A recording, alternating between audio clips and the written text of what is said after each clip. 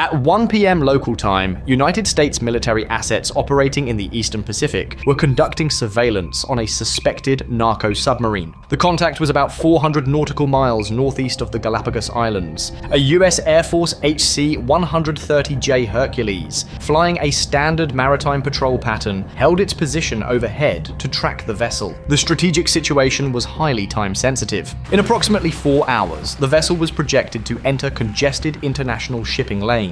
Once inside these lanes, its low-profile signature would allow it to blend in and effectively vanish among thousands of legitimate commercial radar contacts, making any further tracking or interdiction almost impossible.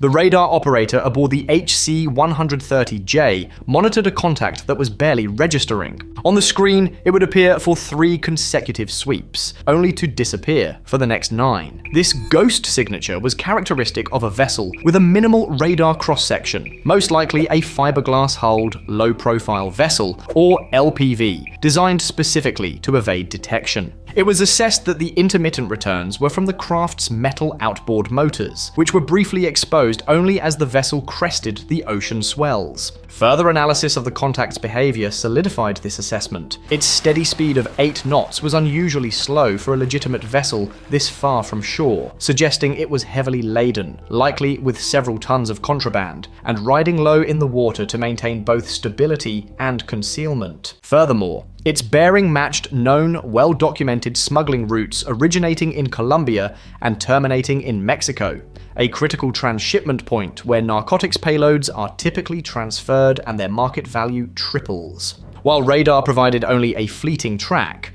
the HC-130J's tactical coordinators switched to thermal imaging.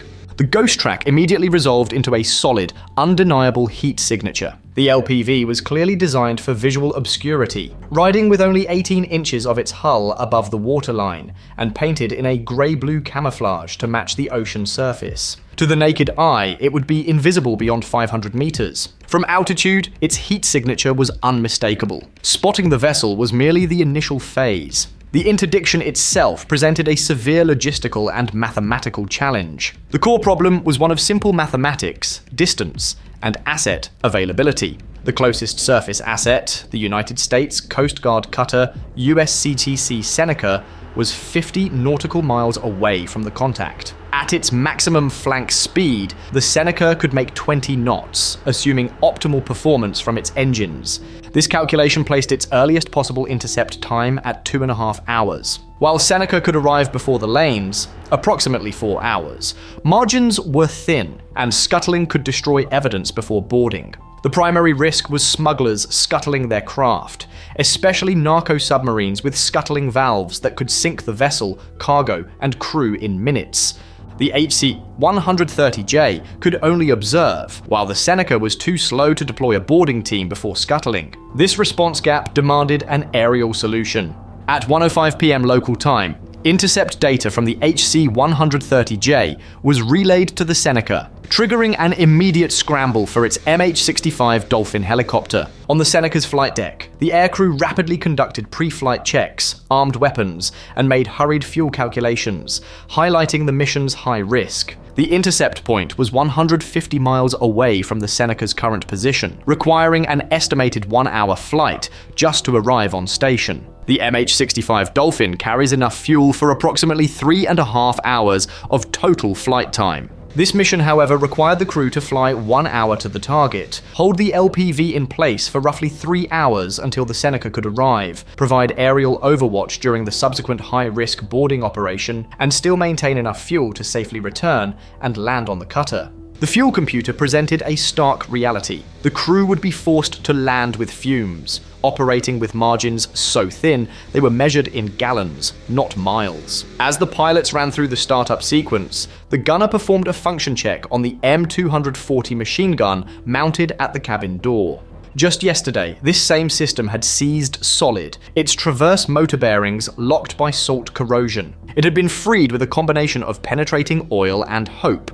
On a cutter, salt water is a relentless adversary that inevitably degrades critical systems, often at the worst possible moment. The MH-65 lifted off the Seneca's deck, banking hard toward an intercept point in what was already a desperate race against fuel consumption. At 2:15 p.m. local time, the MH-65 arrived on station, and the engagement began.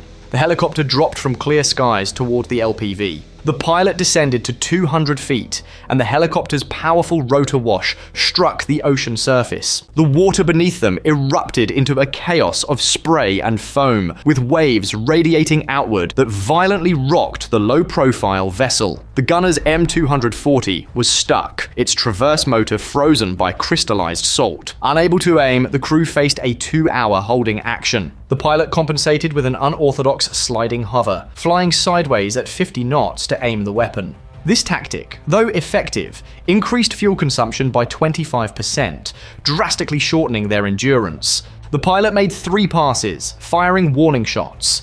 The first 2, 150 meters from the LPV's bow, elicited no response from the smugglers. On the third pass, rounds impacted just 10 meters away, finally felt by the smugglers through their hull. After the third pass, the outboards shut down. The vessel went from barely moving to completely still, drifting passively in the swells as its 3-man crew below contemplated their options. The MH-65 settled into an orbit pattern at 200 feet, its gun still pointing sideways. Step 1 of the interdiction, stopping the vessel, was complete. Step 2, keeping it stopped, was about to be challenged. At approximately 2:27 p.m. local time, 12 minutes into the holding pattern, the crew faced a new phase of the engagement as the helicopter's radar lit up with new problems.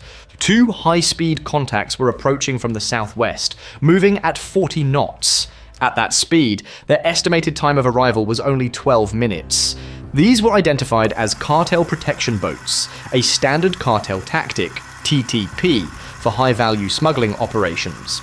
These go-fast boats typically run 10 to 15 minutes behind their primary asset, close enough to render aid or interfere, but far enough away to deny involvement if the submarine is captured. The 2 boats arrived and established a 2,000-meter perimeter, just outside the effective range of the helicopter's M240, but close enough to be a tangible threat. The pilot could see them clearly.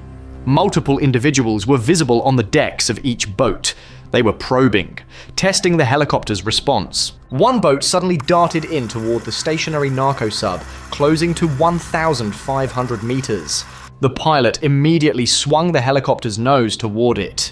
Even with a broken gun, the visual threat of the aircraft maneuvering to engage was enough. The boat veered off. This, however, was a coordinated pack tactic. As the first boat veered away, the second boat immediately moved in from the opposite side, attempting to split the helicopter's attention. The gunner continued to physically wrestle with the M240 mount, trying to break it free through sheer determination, but he could only manage about 10 degrees of movement before the salt-corroded bearings won again. The crew knew the protection boats were likely armed with AK-47S. While such weapons are inaccurate at that range, a single lucky shot striking the engine or tail rotor could be catastrophic. For 15 minutes, this dangerous dance continued. The boats feinted and retreated, the helicopter pivoted and blocked, all while the crew of the narco-sub watched from their stationary vessel. The protection boats were executing a deliberate and intelligent strategy. They were trying to run out the helicopter's fuel. They knew the math. They were forcing the pilot to maintain high-power combat maneuvering, which burned fuel at an accelerated rate. They knew the Seneca was still over 90 minutes away. Their goal was to force the MH-65 to break station and return to its cutter, leaving the narco-sub free to either restart its engines or be rescued. The boats made one final aggressive pass, closing to 800 meters simultaneously from opposite directions. The pilot had to choose which threat to face. He chose neither. Instead, the pilot pulled collective and climbed to 500 feet, a maneuver that demonstrated he had the altitude and potential energy to engage both targets if needed. The message was clear. Broken gun or not, this helicopter was not leaving. The boats disengaged, turning southwest at 45 knots. They turned southwest and opened their throttles, racing toward international waters at 45 knots. The cartel's counter-tactic had failed to free the LPV, but it had succeeded in costing the helicopter a significant amount of its critical fuel reserve. By 4 p.m., the USCGC Seneca finally arrived on scene, its hull creating a steel wall between the narco-sub and any potential escape. The cutter slowed to 5 knots as its deck crew prepared to launch the 7-meter rigid hull inflatable boat, or RIB, to conduct the boarding operation. The environment, however, was deteriorating. The seas were now running at 6 feet, with 8-footers building. The barometer was dropping fast. The window for a safe boat launch was closing. The Seneca's davit, a specialized crane, swung the 8,600-pound RIB over the water. This was a high-risk evolution. With every 8-foot wave that passed under the cutter, the load on the crane cable multiplied. The crane operator watched the wave pattern, counting the 8-second interval between crests. The moment came in a 4-second lull between sets. The operator hit the release. The RIB dropped 6 feet, its engines already running, and hit the water. The coxswain immediately punched the throttles, shooting the boat away from the Seneca's hull to avoid being crushed by 4,500 tons of steel. The MH-65 maintained its orbit at 200 feet, its fuel gauge now indicating a critical 134 gallons. The frozen gun no longer mattered, the RIB approaching the LPV at 45 knots with a 6-member armed boarding team was all the firepower the situation now required. The RIB coxswain brought the boat alongside the LPV using a maritime technique known as a controlled collision. He aimed the RIB midship at high speed. At the last possible second, he reversed and pivoted the starboard engine, spinning the boat 90 degrees while bleeding off forward momentum. The RIB's inflatable collar slammed sideways into the narco-sub, absorbing the impact. The first boarding team operator timed the waves. As the two vessels rose and fell on different cycles, a 2-second window appeared where the decks matched height. The operator jumped, landing hard on the wet fiberglass with 40 pounds of gear and body armor.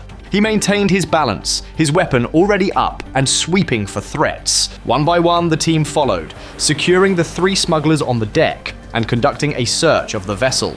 With the LPV secured, the operation concluded. The RIB and the MH-65, its fuel state now critical, were both safely recovered by the Seneca. The operation concluded as a successful interdiction. Despite critical equipment failures with the helicopter's primary weapon system and active coordinated interference from Cartel support elements, the tactical adaptability of the air and surface crews led to the capture of the vessel, its crew, and its illicit cargo. The interdiction captured the vessel, crew, and cargo, demonstrating effective air-surface coordination and a high degree of inter-service coordination.